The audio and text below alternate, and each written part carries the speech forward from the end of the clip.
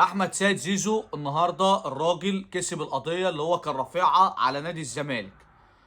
طب كسب القضيه ازاي وايه الموقف؟ طبعا احمد سيد زيزو زي ما احنا كلنا كنا عارفين الراجل كان ليه 82 مليون جنيه عند نادي الزمالك.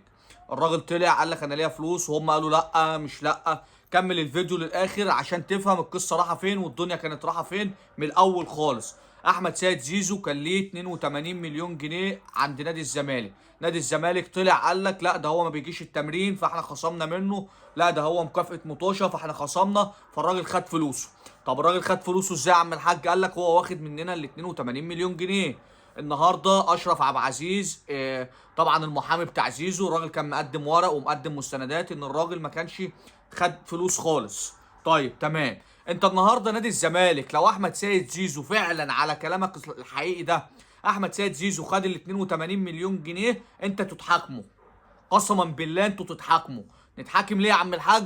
النهارده اللي بيروح يقبض من مدام عفاف في الدور الثاني 4 5000 جنيه، تمام؟ بيروح طالع مدام عفاف بتقول له ابصم هنا واكتب هنا ومش عارف ايه، اللي انت خدت ال 4 5000 جنيه. طب انت النهارده مدي لاحمد سيد زيزو 82 مليون جنيه ما خدش عليه ورقه؟ فانهي كلام وانهي ثقافه وانهي نادي احترافي يعمل كده؟ مفيش الكلام ده، تمام؟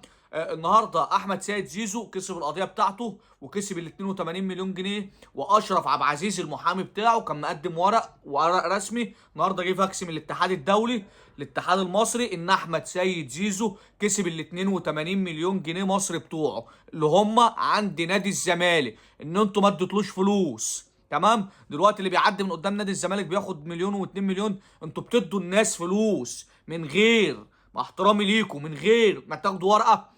ده كلام مش منطقي. قسما بالله الناس دي لو عملت كده على كلامهم انتوا بتدخلوا نفسكم في قضيه، انت تتحاكموا اهدار مال عام للدوله.